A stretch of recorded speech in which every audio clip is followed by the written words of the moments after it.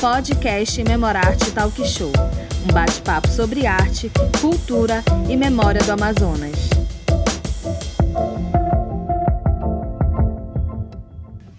Olá, ouvintes! Essa é a segunda edição do Memorarte, um projeto financiado pelo Prêmio Manaus de Conexões Culturais, especial Lei Aldir Blanc.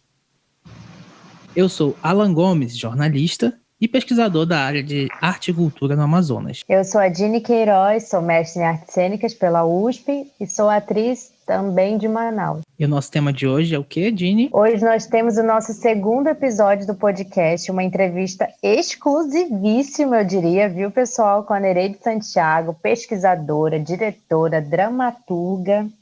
E olha, ela nos recebeu muito bem, foi muito generosa em compartilhar conosco toda a sua experiência, né, Alan? É isso mesmo. A Dini está reforçando que foi uma entrevista exclusiva, porque a Nereide dificilmente dá entrevista, ela participa assim, das coisas mais, como ela chama, mais tecnológicas, né? A gente já tinha tentado outros contatos.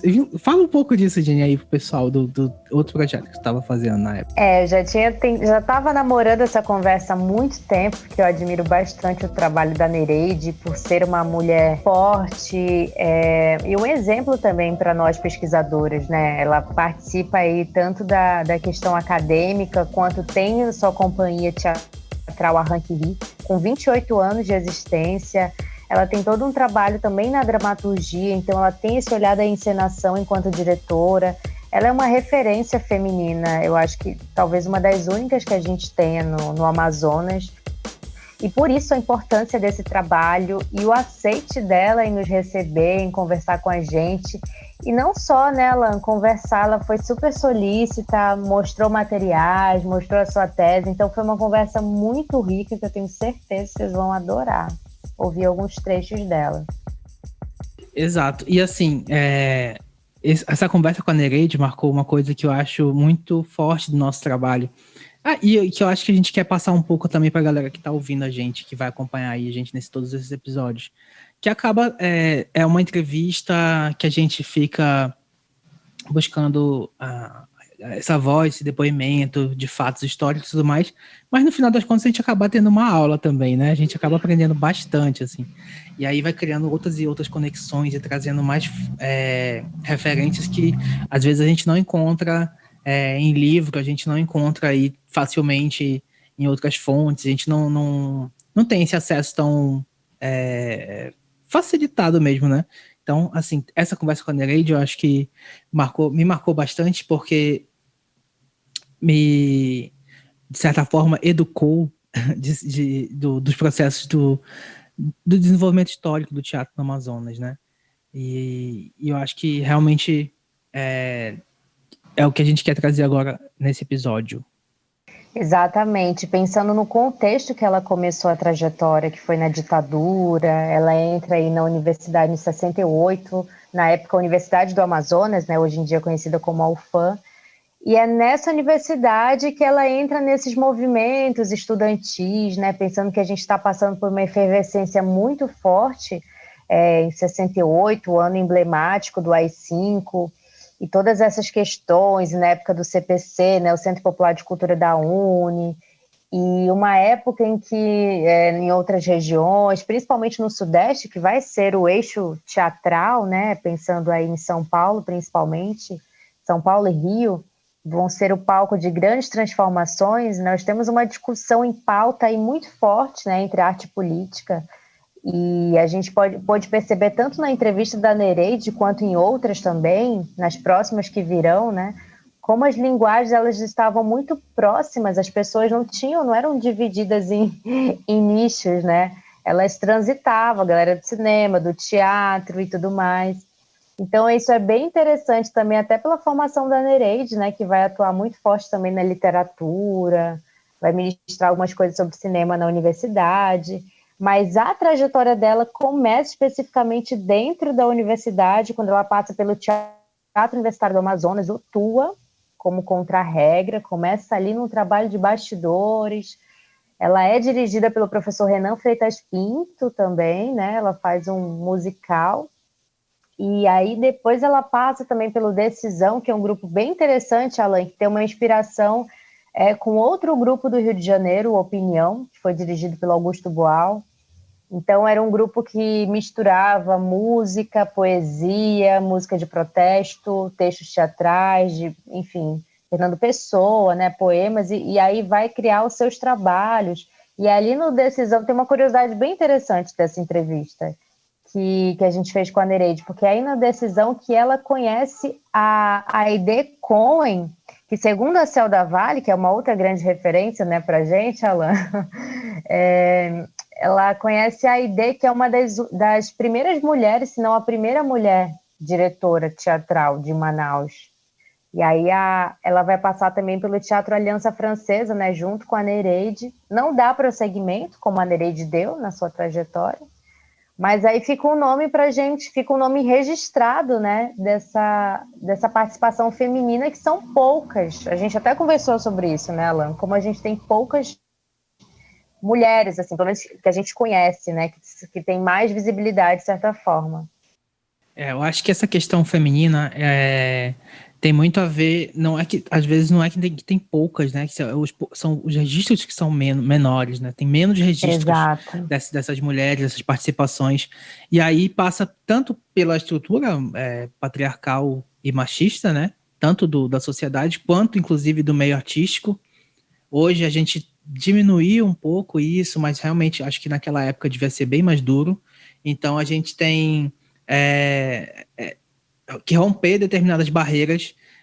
Aliás, essas mulheres já tiveram que romper determinadas barreiras para estarem ocupando esses espaços. E aí nós, enquanto pesquisadores, entrevistadores, enfim, curiosos talvez do tema, a gente acaba tendo que novamente romper barreiras para ir atrás de determinados nomes, né? A gente acabou tendo que fazer um esforço para buscar mais nomes de mulheres e tentarem chegar num equilíbrio aqui das pessoas que participam aqui do nosso projeto. Mas, no final das contas, acaba sendo bem mais rico em termos de novidades que a gente resgata ali nessas falas de quando a gente entrevista essas mulheres. E aí, eu queria já chamar nosso primeiro bloquinho da entrevista, da voz da Nereide, aí para a gente falar um pouco desse panorama que a Dini já citou, mas a gente vai ouvir agora um pouco na voz dela. A minha atividade com o teatro, na verdade, começou com o teatro universitário, TUA, lá em 68, por 68, porque 69 eu precisei viajar. Então, na década de 68, na década de 1960, né, que justamente era o período da ditadura, né? Da ditadura. Então eu participei do TUA, né, no Teatro Universitário do Amazonas, fiz um musical, inclusive dirigido e concebido pelo Renan Freitas Pinto, um musical assim com músicas que eram de protesto na época, né? E no TUA eu participei do Teatro Universitário, ali um pouco como contra-regra, que está como observadora, essas coisas, participante dele. Em seguida, depois eu passei um ano fora, aperfeiçoamento na França, fiz um imersivo lá com um assistente do Grotowski. Foi muito bom para mim. O quesito corpo ali, para mim, foi fundamental. Valorizei mais assim, o trabalho com o corpo do ator, a expressão corporal e do próprio diretor. No caso, eu tinha pretensões assim, né? E na volta, assim, eu me engajei na Aliança Francesa. Aí sim, começou a produção, exatamente como dirigindo, escrevendo, adaptando material, entendeu? Com o grupo de teatro da Aliança Francesa. E ali a partir de 70 e... Depois de 73, 74, 70... Eu sei que em 78 a gente fez uma apresentação de uma peça do Corpo Santo. Esse autor que a gente pesquisa, que eu pesquiso desde lá. Nós estávamos com Relações Naturais e Mateus, mas só montamos as Relações Naturais. É interessante perceber, né? A Nereide ela esteve envolvida em vários movimentos teatrais, no Teatro Aliança Francesa, aí na década de 70. Olha só lá no Aliança Francesa passaram Nonato Tavares, Lena de Sá, que depois foi para São Paulo, inclusive esteve, se eu não me engano, se eu não me falha a memória, envolvida também com o Teatro Oficina depois, a própria professora e pesquisadora Celda Vale, o Ismael Farias, o Almir Graça e tantos outros nomes, né, que a gente também vai ficar conhecendo por outras linguagens, não só do teatro.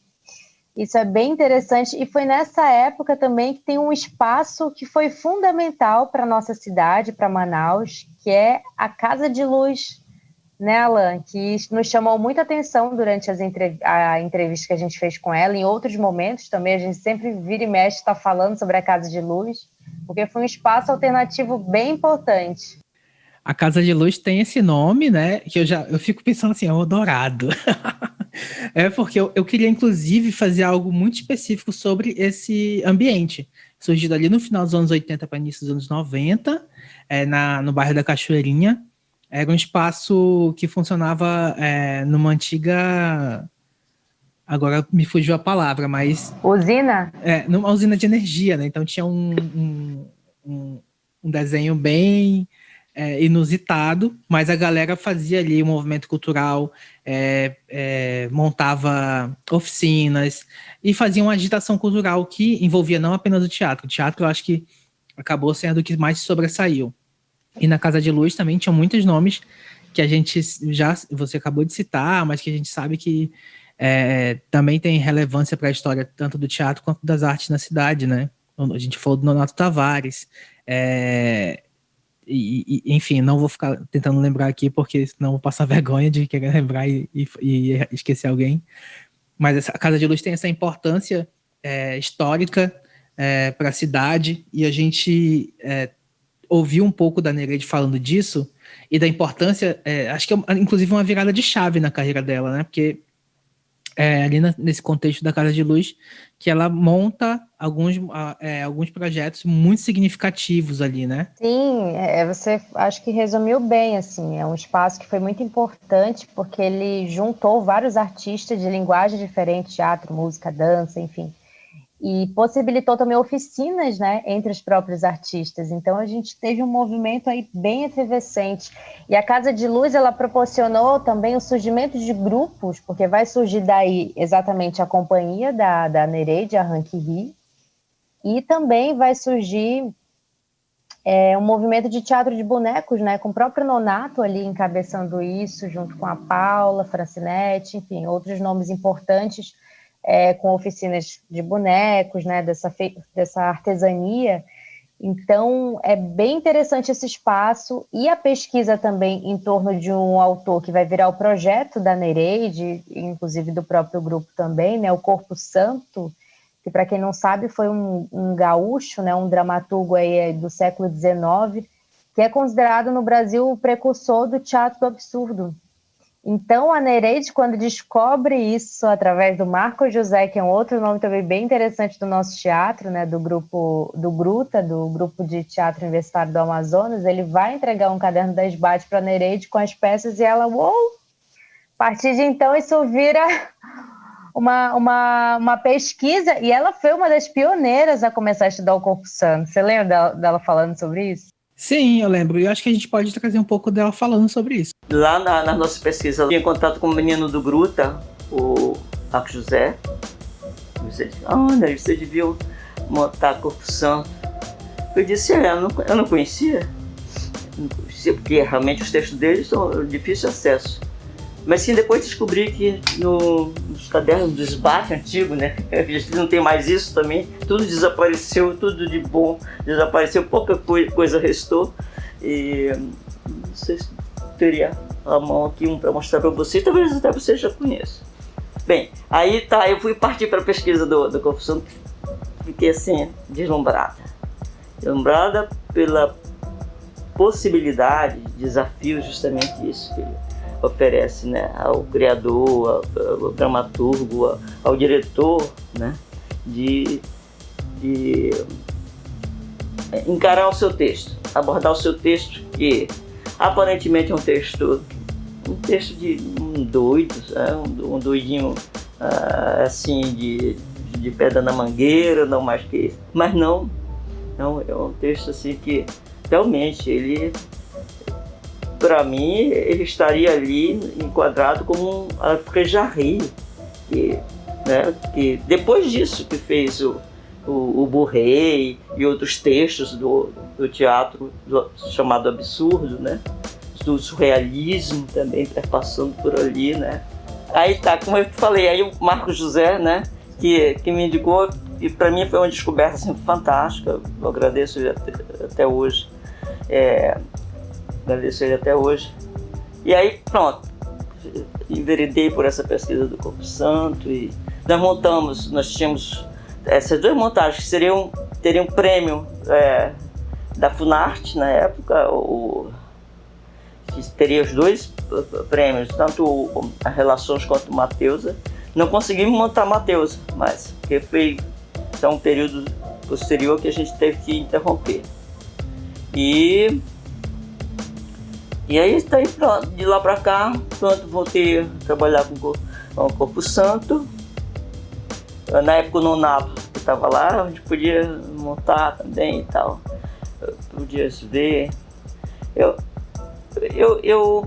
O Corpo Santo para mim foi realmente uma descoberta assim da nossa dramaturgia, assim que ela se antecipa aos maiores assim, mais avançados assim. Talvez não tivesse consciência disso, porque podia ser o seu ter estudado no século XXI, não é? E tinha considerado, eu conheci um pessoal lá da Universidade Federal lá do Rio, que fazia pesquisa nele. Fui lá, e quando eu descobri que eles estavam trabalhando, fui lá, participei de um trabalho deles, me chamaram para fazer uma banca num espetáculo dos Doentes Dia, né, que chamam lá no Pindel. E eu achei um contato maravilhoso. Foi de lá que eles também indicaram a gente para um seminário na Inglaterra. Eu apresentei o projeto, apresentei nosso trabalho e, enfim, foi para mim no teatro, essa produção com o Corpo Santo, essa coprodução, porque há textos que a gente andou retrabalhando, evidentemente, foi uma descoberta muito, muito importante, muito produtiva. Então, assim, o Corpo Santo é significativo aí, como a Nereide já falou, nessa trajetória, e também reverbera em outros grupos, né? A gente falou do Nonato Tavares com a Companhia Vitória Régia, e eu vou falar agora, é um momento mais pessoal. Eu vi uma montagem do Corpo Santo feito pela Vitória Régia, que na cena estava Nonato Tavares e a Koya Rifskalevski nos papéis principais. Gente, desculpa, eu posso ter falado o nome da Koya errado. Eu não sei pronunciar direito. Desculpa, né? Koya, um beijo. Me perdoa se eu falei errado. Mas, então, estavam os dois na cena e era Matheus Mateusa. E eu devia estar ali com uns 20 aninhos, né? Há muito tempo atrás. E aquilo me impactou de tal forma que eu pensei assim, esse texto é de um gênio. E aí foi daí que eu comecei a querer também ler um pouco mais sobre o Corpo Santo, e foi aí também que eu fiquei sabendo que na verdade, a principal referência de pesquisa do Corpo Santo era a Nereide, né? E o que ela desenvolveu depois, aliás, na época que eu assisti já não era depois, né? O que ela vinha desenvolvendo já naquela época já era bastante referência, inclusive no país, né? Tanto em montagem quanto em estudo mesmo. Sabe o que eu fiquei pensando, Alain? A gente não conversou exatamente sobre isso com a Nereide, mas esse nome, né, a Rank Ri, é um trocadilho com o Corpo Santo, né, com a grafia que ele brinca, justamente dessa coisa do absurdo, do surrealismo. Mas depois eu fiquei pensando, a Rank Ri, Araquiri também, né? Me parece que pode ser um jogo, um certo jogo poético, a Rank Ri, Araquiri. fiquei pensando nas palavras também, já que eles brincam e bebem de muitas outras fontes, com a cosmogonia indígena e tudo mais. Sobre isso, acho que a gente pode falar dessa parte, né? A Nereide falou um pouco dessa pesquisa também com aspectos da cosmogonia indígena, de como ela foi se aproximando desse tema. A minha dramaturgia ela se divide entre a civilização branca e essa cosmologia, a preocupação com a cosmologia, as mitologias indígenas, né? Tanto que na minha tese, a pesquisa foi uma experiência do teatro brasileiro. Uau! E aí, quer dizer, eu me vali tanto das teorias, né, que eu estava percorrendo do trabalho de encenação e tal, do universo burguês, né, da literatura ocidental branca, né, que pensa-se que a literatura, a dramaturgia começou na Grécia, por exemplo, pensa-se, né, também em Roma e tal, na Itália, né? Mas quando isso vem de bem antes, né? Os nossos indígenas estão aí para provar que eles têm uma visão de mundo, uma representação do mundo, que são encenações assim itinerantes, vamos dizer, porque está circulando pelas várias etnias, né? Sim. E isso me interessou. É isso. Então a minha dramaturgia não é apenas em cima da mitologia da questão indígena, tanto da parte política de ocupação da terra, quanto das suas mitologias. E tem também essa representação, por exemplo, do Corpo Santo, meus textos. Fazer um distanciamento assim para entender. É difícil, distanciamento não só o brechtiano, mas distanciamento de autor e dramaturgia. Bem interessante, né? Porque ela tem uma visão muito da cena, esse pensamento sobre a cena que ela vai construindo, e o grupo também é um grupo que brinca com a quebra desse espaço tradicional, vai para a rua, e também está aberto para pesquisa, né? E esse é uma outra ramificação forte da Nereide, esse lado essa atuação na pesquisa na universidade. E você lembra como a gente ficou chocado quando a gente soube que ela foi para a França, né, como a única brasileira, olha só que moral, aí na década de 70, se não me falha a memória, estudar sobre Grotowski, lá, direto na fonte. Exato, eu fiquei de queixo caído na hora. Engraçado. Quem acompanha as nossas redes sociais vai ver depois também as fotos de making off, uns vídeos curtos, e a gente geralmente está totalmente equipado porque foi feito na pandemia, né? E a gente estava em ambiente fechado com a Nereide, e às vezes eu acho que as nossas expressões não dava para ver a gente não dava para enxergar os três, né? Mas nessa hora eu fiquei, uau, ela foi lá, e, tipo, deve ter sido uma experiência fantástica, né? Esse contato mais direto aí com esse teatro do Grotowski, que eu acho que você pode contextualizar um pouco para quem está ouvindo, né? Porque eu realmente não vou saber falar quem é Grotowski, assim. Grotowski foi um diretor muito importante aí, né? A gente vai pegar... Ele vai trazer uma coisa que ficou muito famosa pela mão dele, pelo trabalho dele, mas que já vem desde o Stanislavski, né, que é essa coisa do laboratório, do teatro laboratório, que é essa coisa de não se preocupar mais com o resultado do trabalho, pensando em termos de apresentação cênica, né, mas o Grotowski ele vai trabalhar o processo, ele vai se ligar no trabalho do ator santo. Então toda a pesquisa dele, que vai ter muitas fases, inclusive, vai cada vez mais tirando os elementos que não são tão necessários para o ator, e vai ficar aí o chamado teatro pobre, né? Muitas pessoas também acabam empregando esse texto de uma forma, esse termo de uma forma errônea, mas na verdade está ligado com essa questão de se desnudar totalmente, o ator se desnudar e acessar uma outra via de atuação. E esse teatro do Grotowski, que vai ter um boom aqui, inclusive Manaus vai beber muito disso aí no final da década de 60, de 70, com essas referências que chegavam, esses sopros que chegavam sobre Grotowski, Artaud, enfim. E aí a gente vai ver alguns experimentalismos da cena pegando esse gancho aí do Grotowski, mas bem interessante você ter comentado sobre isso. Só ia comentar que às vezes a gente está falando dos anos 60, mas já reverbera até hoje, né? Tem muito processo, muito grupo que a gente percebe que ainda trabalha assim, óbvio que com linguagens muito mais contemporâneas e outras referências e tudo mais, mas assim parece que ficou uma sementinha ali de determinados trabalhos, determinadas chegadas ali. Mas você ia concluir seu raciocínio, desculpa ter interrompido. Exato. Pegando esse gancho também sobre a França, né? Ela fez uma tese de doutorado que inclusive tivemos o prazer de tocar aí na versão física e na primeira versão da tese publicada da Nereide, de 2004, né, uma pesquisa sobre o teatro brasileiro. Ela teve, inclusive, uma orientação francesa, né, teve esse aspecto forte. Ela fala, inclusive, desse trabalho da tese.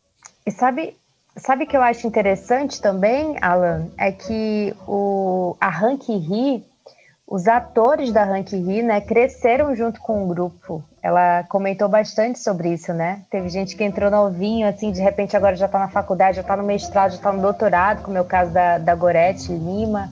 Então é bom ver como a importância do grupo teatral vai acompanhando também quem participa e vai formando. É um trabalho de formação, né? E é muito bonito ver esse papel da Nereide junto a essas novas gerações que vão continuar, né, o trabalho do grupo. Olha, sobre esse aspecto, eu fico até com uma certa inveja, porque eu acho que a galera que faz teatro, eles conseguem construir isso com mais frequência, né? Construir grupos que vão ficar conectados durante muitos anos, e isso vai se desenvolvendo, vai criando uma sincronia, vai criando uma sintonia, uma afinidade. Uma sintonia, era isso que eu queria falar.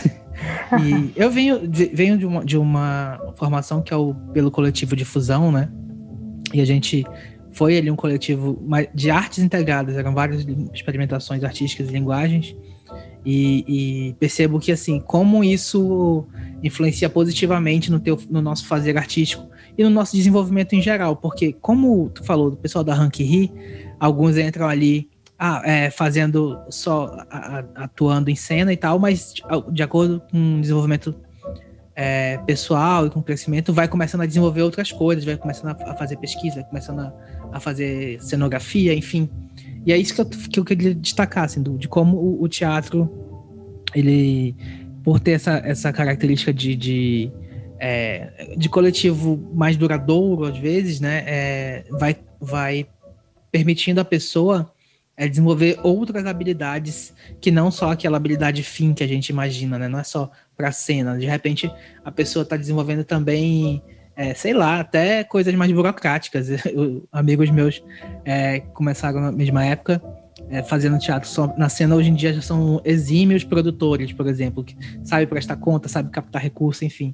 E aí a Nereide falando das pessoas da Ranquerie me remeteu muito a isso, né? Esse desenvolvimento que às vezes a gente não imagina mesmo, né? Acho que talvez o pessoal que tá ouvindo às vezes fica pensando, pô, esse pessoal só tá ali fazendo aqui, acha que é só isso, né? O básico, fazendo a atuação artística em si, mas às vezes, na verdade, pra gente estar ali fazendo aquilo, no caso do pessoal do teatro, estando em cena, às vezes tem uma formação muito mais ampla, né? E eu acho isso riquíssimo, assim, da gente do fazer artístico e cultural como um todo. Exato. Eu acho que o fato de você, quando vai começar a fazer uma peça, é um mundo que se abre, porque você não está só encenando aquele texto, você vai ter que buscar referências, você vai ter que contextualizar, você vai ter que beber de outras fontes. Isso a gente sempre escuta quando a gente faz teatro, principalmente a figura do diretor, né? Ele tem que conhecer muita coisa, tem que conhecer o mundo para depois se voltar para o teatro. E uma coisa que me chamou bastante atenção também é de perceber que eles têm um núcleo de pesquisa dentro do grupo da companhia A Ranquerie, que os próprios atores, eles vão se organizando, inclusive eles fizeram edições, acho que foram 3 edições de seminários internos sobre o fazer teatral.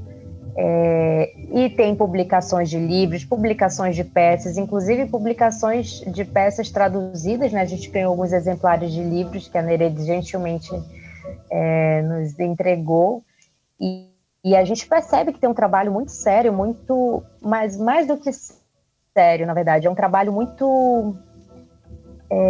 agora me ajuda na palavra, que agora me fugiu. Consistente, denso. Consistente era a palavra que eu queria. Obrigada, Alan. Consistente. É uma trajetória de 28 anos. Lá de 92 a gente vê que realmente a gente só percebe o tempo dos grupos pela consistência, né? A gente só vai conseguir medir de fato essa efemeridade que faz parte do teatro quando um grupo consegue atravessar aí a década, né? Atravessar o século XXI ainda atuante. Olha só que surpresa boa. Para encerrar, eu acho que eu queria só pedir para vocês divulgarem, né, o nosso podcast nas nossas redes sociais. Depois a gente vai divulgar também aí o nome das redes sociais e tudo mais. Enfim, vai ter Facebook, Instagram.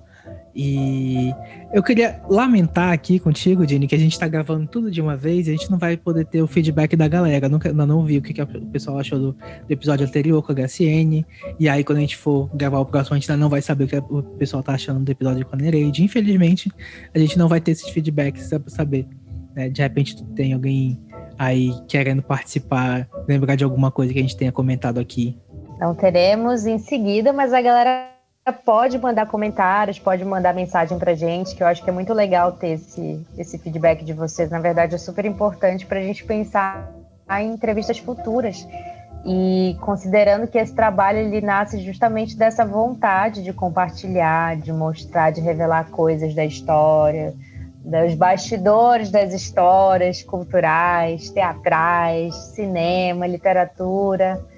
Então, nós somos esses tijolinhos aí no meio dessa construção gigantesca aí que tem por trás. Muita coisa para ser comentada e discutida, né, Alan? E aí também acho que talvez vai motivar a gente a pensar já a próxima temporada, né? O que 2021 nos reserva? Vai que a gente traga umas novidades aí. Acho que até o último episódio a gente solta mais algumas spoilers do que vem por aí. Mas é isso. Encerramos por aqui esse episódio. É isso aí, galera. Esse foi o episódio de hoje. E se liguem que o próximo sai quando você menos esperar e piscar.